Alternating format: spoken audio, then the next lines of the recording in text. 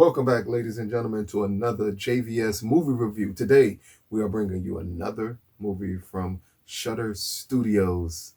The name of this one is The Pale Door, and let's give you a quick synopsis of this film cast, and then we'll jump into it.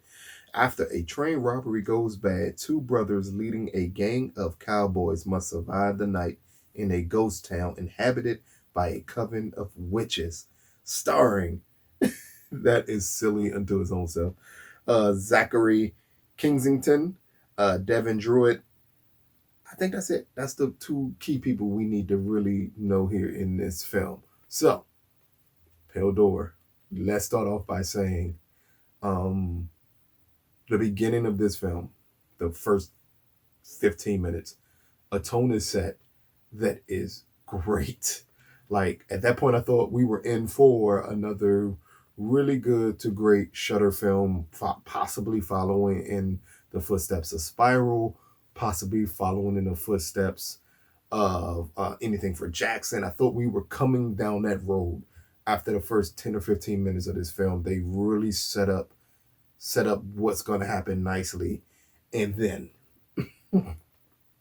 they throw you for a curveball that's not a good curveball at all. At the beginning of the film, we get two young boys and their parents as their house is being burned down to the ground. Again, I'm staying as spoiler free as possible here. As their house is being burned down to the ground, and we just see the impact of the boys of what happened there. And when we see that, we're like, it blows my mind. The tone, the pacing, the way that scene is shot, everything was great there.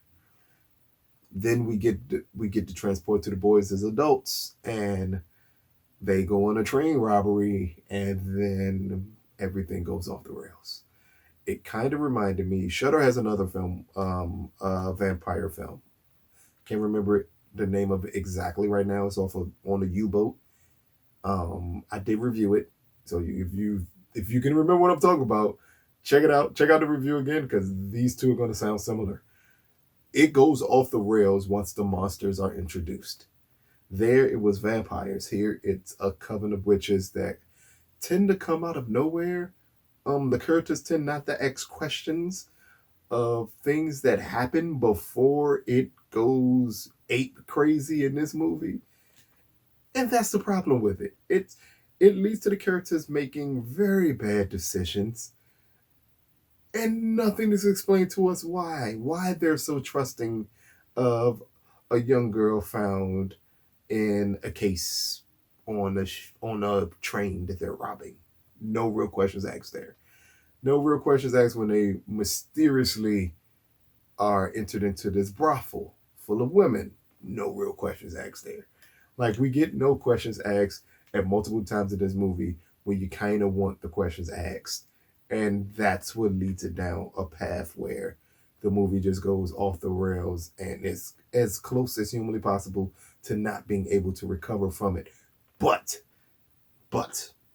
the film still manages to pull in minor scares. It still manages to build suspense.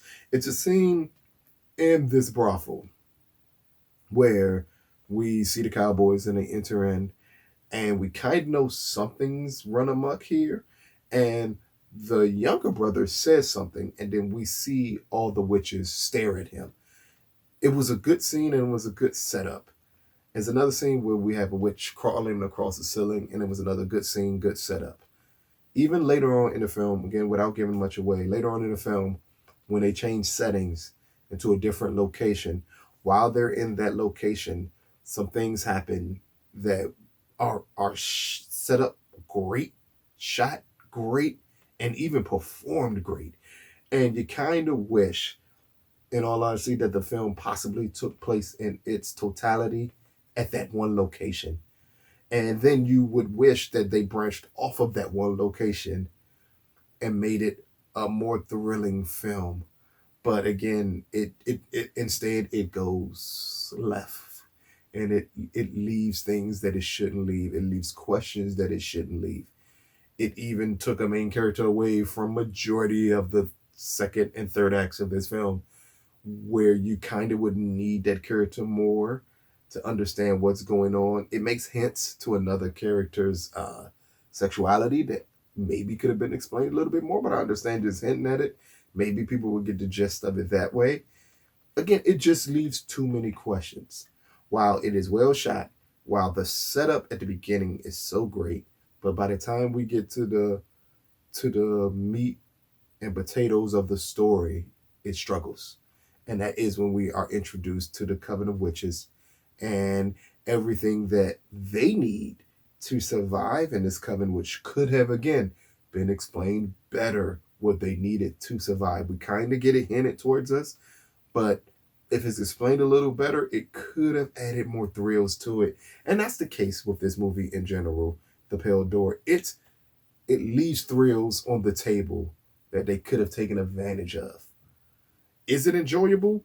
Sure. If you're a horror movie person, you still probably sit down, watch this, and not be overly bothered by lots of things. It's not a horrible movie. What it is just a movie that, as you're watching it in your head, you may picture a better film.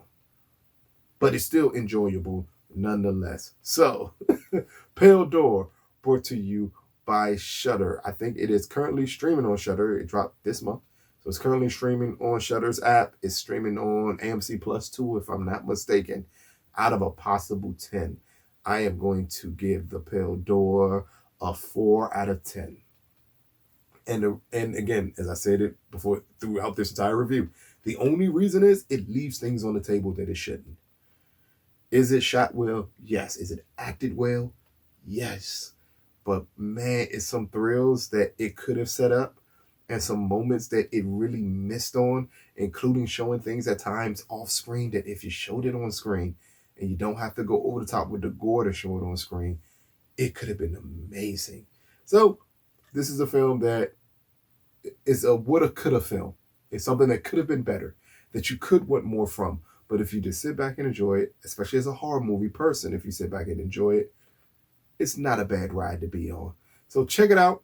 Let us know what you think about this movie. Maybe you agree with me. Maybe you disagree with me. But either way, you're going to love the Shudder app if you check it out on Shudder. This has been another JVS movie review. Peace, people.